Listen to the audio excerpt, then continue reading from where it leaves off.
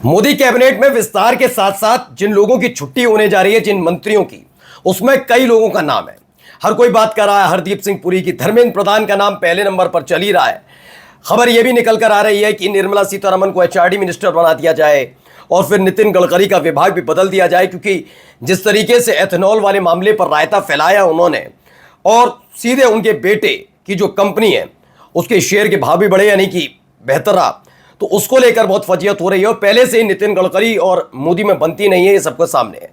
लेकिन एक नया नाम चौंकाने वाला आ गया है, उसके पीछे की भी वजह है। ये नया नाम कोई और नहीं है बल्कि वो है जिन्होंने साल 2014 के चुनाव से ठीक पहले कौन बनेगा प्रधानमंत्री पद का चेहरा, इस पर मोदी के नाम पर नहीं बल्कि आडवाणी साहब के नाम पर मोहर लगाई थी। जी हां, नाम है राजनाथ सिंह। राजनाथ सिंह के नाम की चर्चाएं चल रही हैं कि राजनाथ सिंह को संगठन में सेट किया जाएगा और मंत्री पद वापस लिया जाएगा। तो क्या वाकई इस्तीफा होगा, और इस्तीफे की क्या कुछ वजह है वो भी आज आपको दिखाने जा रहा हूं, क्योंकि इन तमाम नामों के साथ साथ राजनाथ सिंह के नाम को लेकर कोई चर्चा अब तक नहीं चल रही थी। कहा यह जरूर जा रहा था कि कई तरह के ऐसे मुद्दे हैं जिसे लेकर बातचीत बन नहीं पा रही आपस में, लेकिन फिर भी राजनाथ सिंह ज्यों के त्यों बने रहेंगे, एक खबर थी। लेकिन अब कैबिनेट रिशफल में राजनाथ सिंह की कुर्सी जाने वाली है। नमस्कार, मैं हूं प्रज्वल गौतम और आप देख रहे हैं टाइम्स एक्सप्रेस। राजनाथ सिंह क्यों, पहले इसे समझ लीजिए।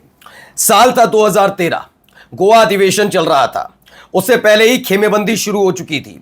खेमेबंदी इस बात को लेकर थी कि कौन किसके साथ है। गुट दो बन चुके थे, एक गुट आडवाणी साहब के साथ था और एक गुट था नरेंद्र मोदी साहब के साथ। उस समय कहा जाता है कि जो आरएसएस है वो भी नरेंद्र मोदी साहब को आगे बढ़ाना चाहता था, और यही वजह है कि जिसके चलते सुषमा स्वराज, राजनाथ सिंह, शिवराज सिंह चौहान, प्रमोद महाजन, नितिन गडकरी, इतने बड़े चेहरे होने के बावजूद भी आडवाणी गुट कमजोर पड़ता नजर आया और नरेंद्र मोदी साहब भारतीय जनता पार्टी का प्रधानमंत्री पद का न केवल चेहरा बने, चूंकि लहर कांग्रेस के खिलाफ चल रही थी उस समय, इसलिए उसका फायदा भी मिला और प्रचंड बहुमत की सरकार बीजेपी की बनी। नरेंद्र मोदी साहब प्रधानमंत्री बने और उसके बाद लगातार एक एक उस नेता जो खास तौर पर मोदी गुट के खिलाफ खड़े थे उनको साइडलाइन किया जाने लगा। शुरुआत में चर्चाएं यह भी थी कि सुषमा स्वराज हैं, राजनाथ सिंह इन्हें साइडलाइन किया जाए, लेकिन बाद में इन्हें अपने साथ एडजस्ट किया गया, क्योंकि उस समय आरएसएस का काफी प्रभाव था पार्टी के ऊपर, सरकार के ऊपर। 2019 आते आते उसको खत्म किया गया, लेकिन 2024 में बहुत जबरदस्त प्रभाव था, इसलिए राजनाथ सिंह को भी मौका दिया गया, साथ ही सुषमा स्वराज को मौका दिया गया, प्रमोद महाजन को मौका दिया गया और मौका तो दिया गया नितिन गडकरी को भी। लेकिन हमने देखा कि पिछले कुछ सालों में, खासतौर पर साल 2019 के बाद एक एक राजनेता के पर कतरे जा रहे थे।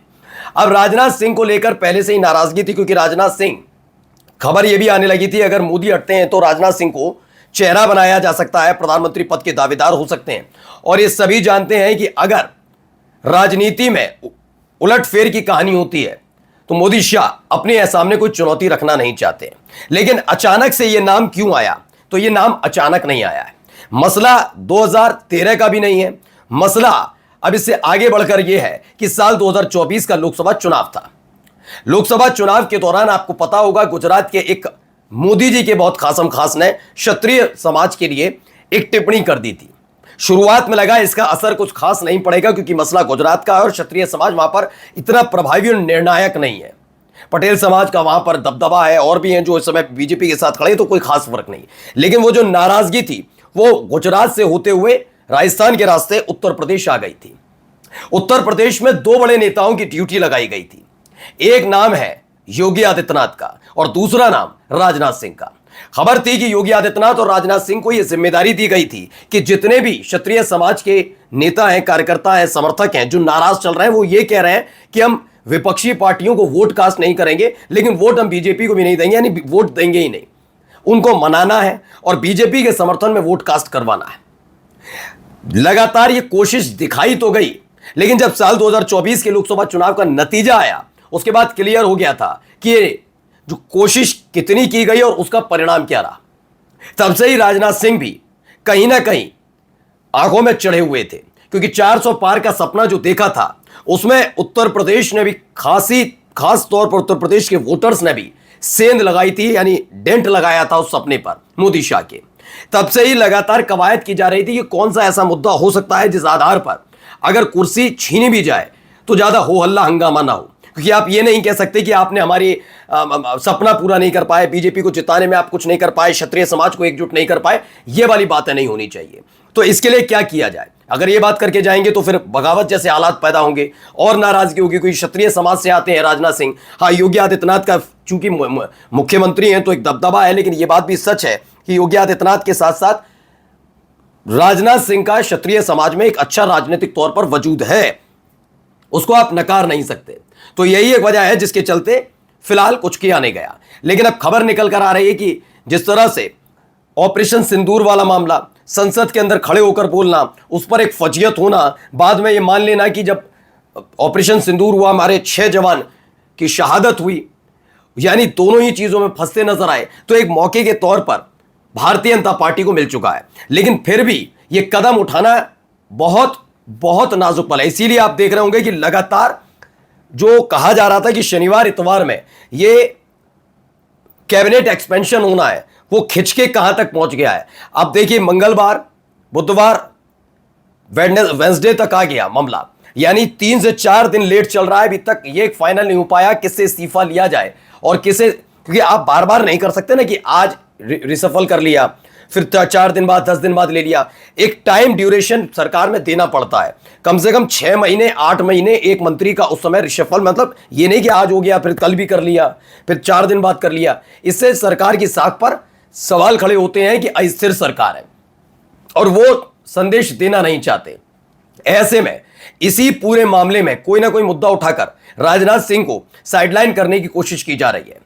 मैं फिर बता दूं कि अगर राजनाथ सिंह को साइडलाइन किया जाएगा तो यहां सबसे बड़ा डेंट उत्तर प्रदेश में लग सकता है, फिर से क्षत्रिय समाज नाराज हो सकता है। इससे तो एक तीर से 2 निशाने साधे जा सकते हैं। दरअसल यह संदेश जाएगा कि भाई क्षत्रिय समाज के एक बड़े नेता राजनाथ सिंह को अपमानित किया गया, उनसे मंत्री पद छीन लिया गया, और होगा क्या, उत्तर प्रदेश के विधानसभा चुनाव में फिर से क्षत्रिय नाराज होगा और योगी आदित्यनाथ के होते हुए भी बीजेपी को वोट कास्ट ना करे, और उसका फिर असर किस पर पड़ेगा, योगी आदित्यनाथ की कुर्सी पर। कुल मिलाकर तो एक तीर से 2 निशाने होंगे। एक तो राजनाथ सिंह जो चिर प्रतिद्वंदी बताए जाते हैं, जिनका खुद का सपना था, एक वक्त में प्रधानमंत्री पद के प्रबल दावेदार बताए जाते थे, आडवाणी के बाद उनका नाम लिया जाता था, इसीलिए वो लखनऊ से जहां से अटल बिहारी वाजपेयी प्रधानमंत्री थे, वहीं से सांसद थे लखनऊ से, वहीं से उन्होंने चुनाव भी लड़ा, चुनाव जीते भी। अब ऐसे में अपने उस प्रतिद्वंदी को भी साइडलाइन किया जा सकता है और 2024 में तेवर दिखाने वाले योगी आदित्यनाथ को लेकर भी बड़ा फैसला हो सकता है। यानी कुल मिलाकर एक तीर से 2 निशाने साधने की कोशिश की जा रही है। राजनाथ सिंह की कुर्सी पर ग्रहण लगा हुआ है। अब देखना है कि जब रिशफल होगा तो किस तरह के हालात बनते नजर आते हैं और रिशफल के बाद क्या होता है। नमस्कार।